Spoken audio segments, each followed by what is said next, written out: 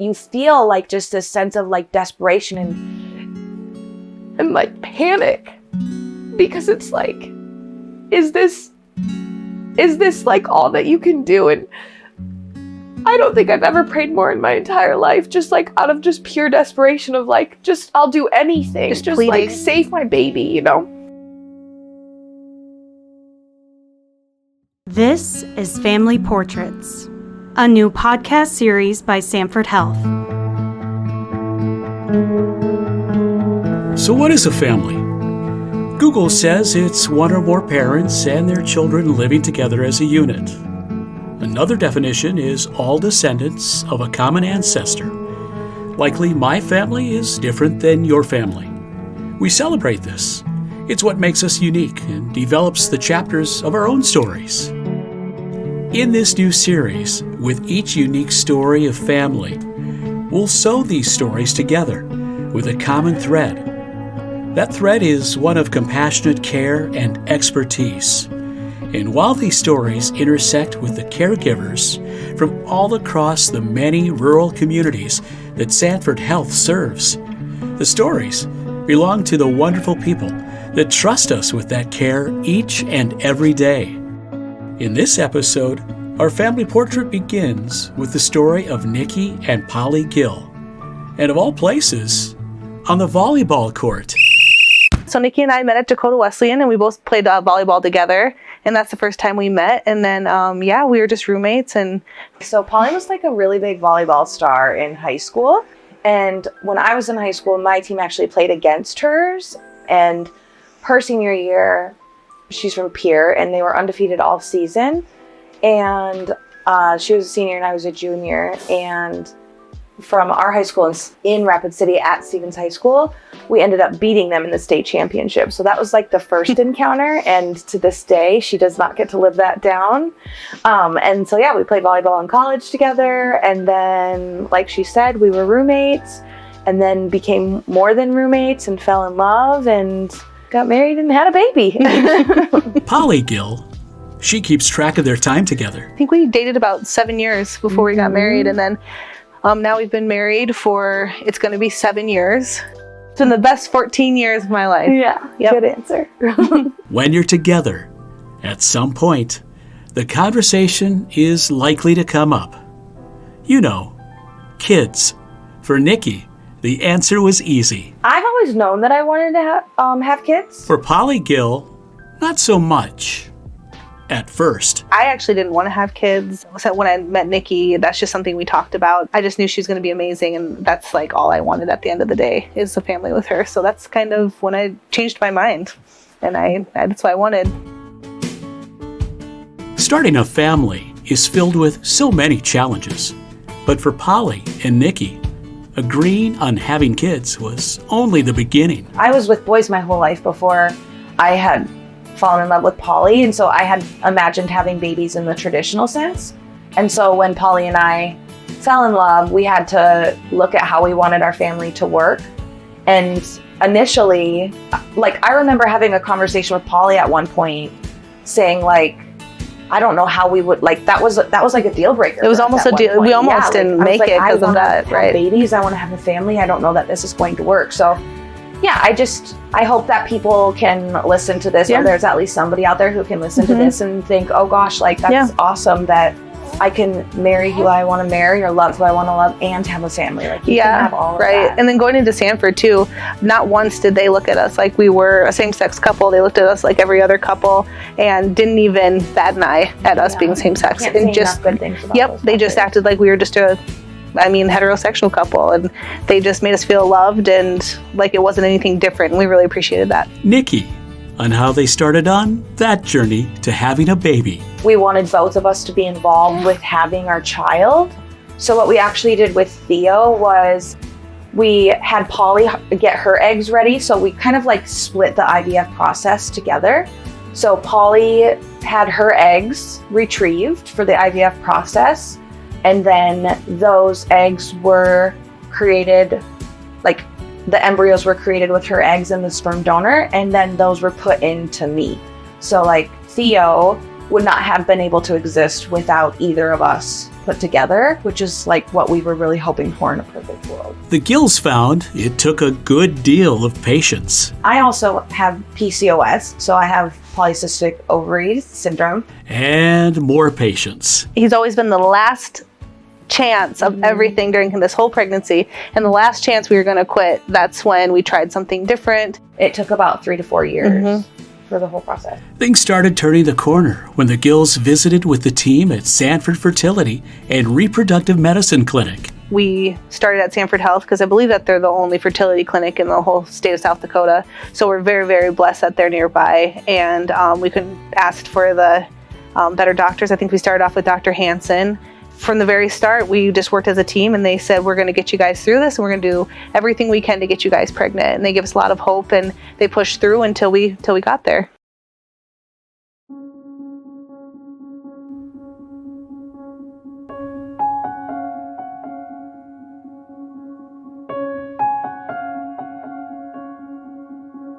I was super excited, but how many times we had negative after negative after negative. It was like, there's no way we can be pregnant. Like, this is just not going to happen. And we just didn't want to celebrate yet, man. But when we found out, when those were 2 solid blue lines and the pregnancy said positive, we just bawled. And we just said, you know, we've been working on this for 4 years, trying to have our family. And it was the best moment of my life. Polly is much better at being in the moment and being just really present and really grateful and really happy. And my personality is more like analytical, and it's just like, okay, what's the next step? What's the next step? So when I saw those positive lines, for me, it was like, we're not out of the woods yet. We don't have a baby. Like, I could still have a miscarriage. We're in the first trimester. Like, so I wasn't ever able to really like stop, take a breath, and enjoy things, because in my head, it was like very like factual, medical. What do we have to do next? And also, I will say, I felt a ton of pressure, like emotional pressure to like be perfect all of the time when I was pregnant, because it's like, if I do anything wrong, like I'm gonna ruin this pregnancy. So There's gamut of like every emotion. there's a lot of pressure on women it. who get pregnant. And I think that's for every pregnant woman. There's there's a lot of pressure onto, it's like they feel like it's your job to make their family. Everything's on you. You have to do everything perfectly. And when you've never been pregnant yeah, before, it's scary. It's like, is this normal? Is this not normal? It's scary. The Gills found that when it came to starting their family, they experienced a whole new family at Sanford Health. We have gone through a lot of doctors at Sanford for this whole journey. So we started with our fertility doctors, Dr. Hansen, and let us add their amazing team of PAs. And then as soon as I got pregnant and we graduated from like the fertility doctors, then we went to Dr. Kemper. Oh, and man, she's awesome. So then really, after you graduate from the fertility doctors, it's like a normal pregnancy, right? So then you just have like a normal baby doctor, which is so weird, because you have these fertility doctors who are checking you and ultrasounds all of the time, to going to just like a regular baby doctor. Dr. Kemper would look at the ultrasound and say, you guys are good?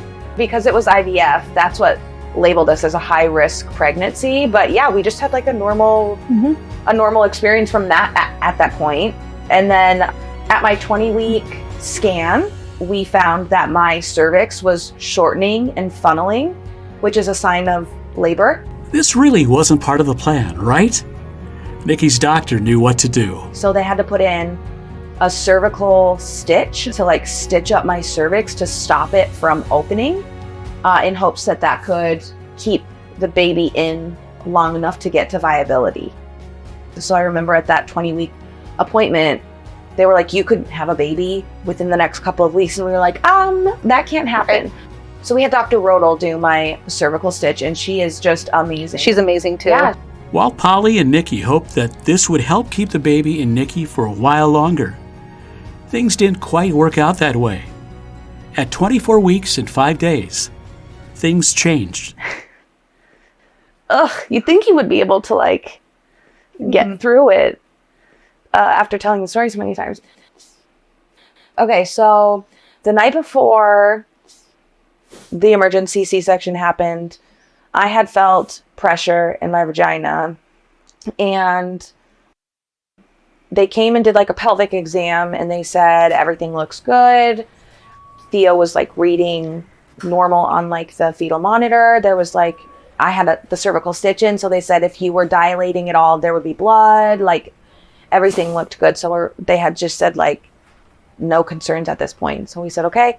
So I woke up that next morning and I went to the bathroom and it felt like my vagina was falling out of me. And I had called Polly into the bathroom and I said, this is not normal. And something was coming out of me. And so we called the nurse in and she's like, let's get you into bed. And I said, what is this? And it was this umbilical cord that was falling out of me.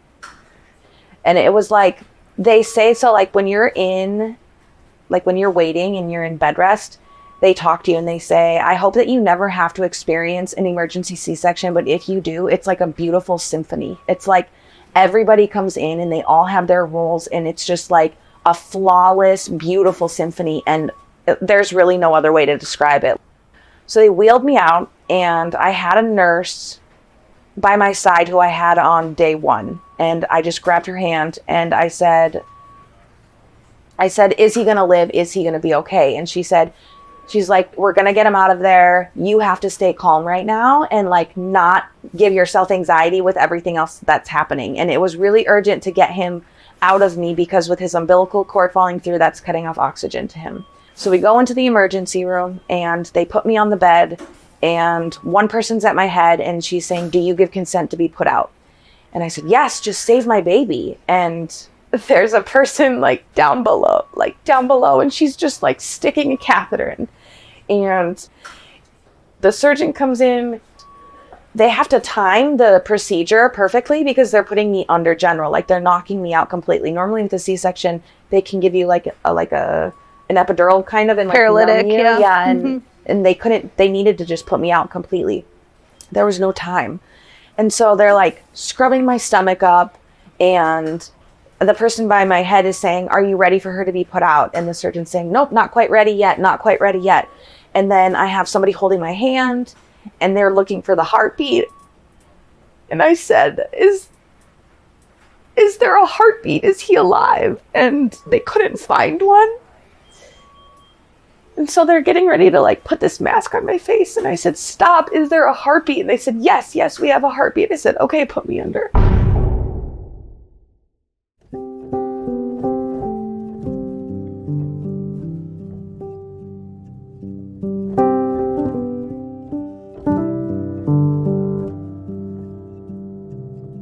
So when her cord fell out, all the doctors ran in and everybody left and I was by myself. And I like had a little moment with God where I dropped to my knees and I just said, I pray that, because she could have had an infection and if the umbilical cord wouldn't have come out, she could have died and so could have he.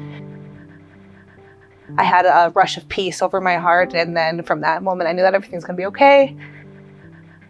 And then I went and saw him for the first time and it was the most beautiful thing I've ever seen.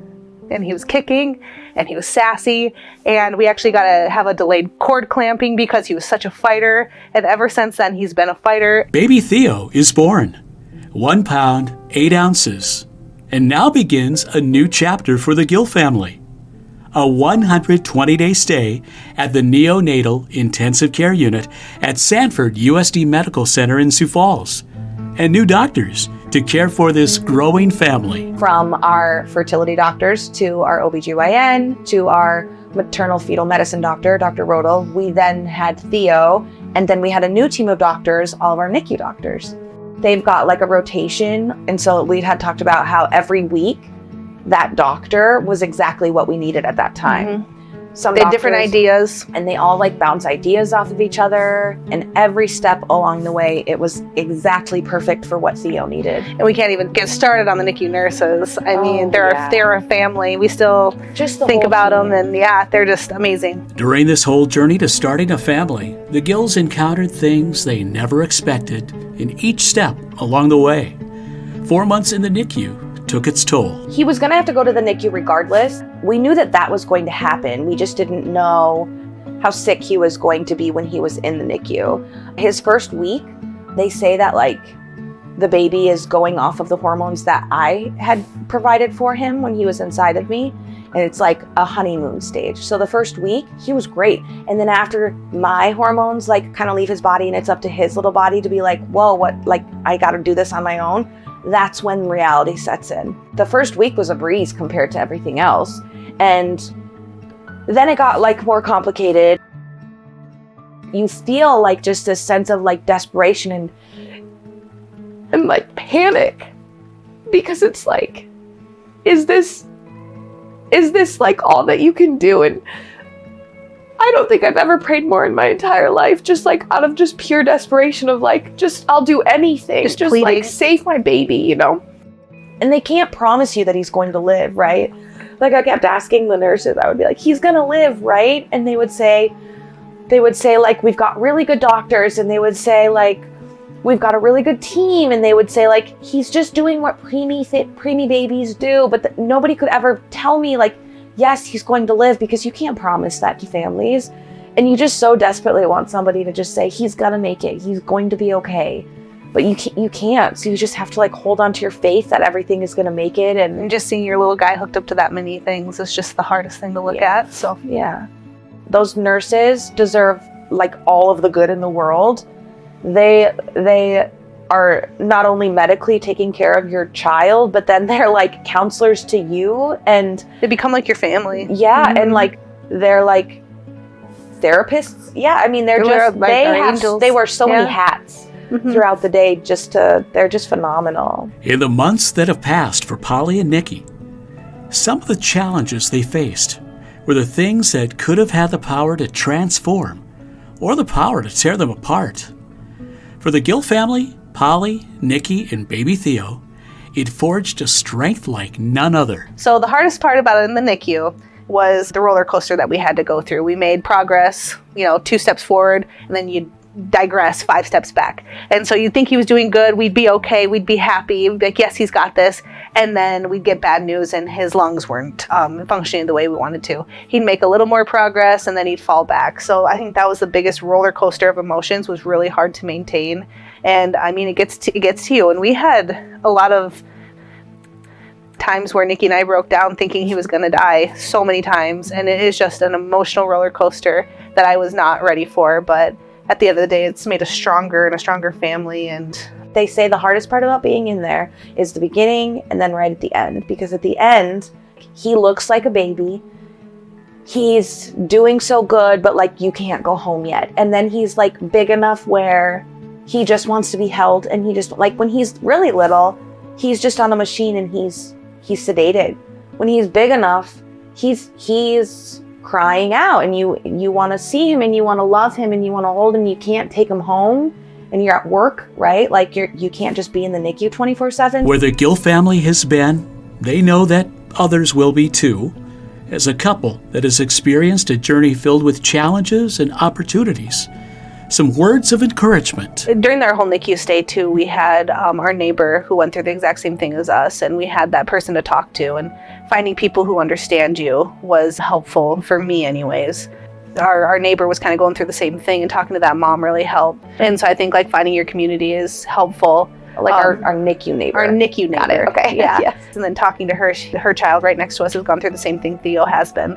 It's helpful to find your community, and also like things might be really, really dark at the time and really, really tough, but like things are going to get better. It's going to get better. It just takes time, and you might be in the darkest place of your life, but Sanford's there to help you. The nurses are, the doctors are, your family is, but it does get better. And there were all those moments where we couldn't hold him because he was in an isolette. We could only put our hands through a hole and touch him. And Nikki goes, he is sleeping in our bed until he's in college. I'm sure he'd love that. Theo is a growing boy, and the Gill family story is just beginning. He's just the best boy, and he's so happy, and he's laughing, and we finally get him to see he's actually acting like a baby, which we were waiting for so long, and we just love him so incredibly much. I would do all of that over 1,000,000 times if this was like the result of it. It's like so worth it. I agree. Yeah. Remember when we began this episode and Polly said they had been together for 14 years? So Nikki and I were still together when marriage wasn't even legal. Mm-hmm. And we were together when marriage was legalized for same-sex couples. So that's how long we've nationwide. Yeah. And so that's how long we've been together. And it's like we've been through all of that. And so knowing that we've worked through that together as a couple, and then now we can work as a family, as a same-sex couple to get pregnant. It's something that's very realistic, even for other couples of same sex. It's a very realistic opportunity for them, and it's possible. And for their part, Polly and Nikki are grateful for the medical team who helped them along the way as they begin this new chapter in their life together. They are the story. They are our beginning, our middle, and our end, and our family at the end of the day, even when we're home.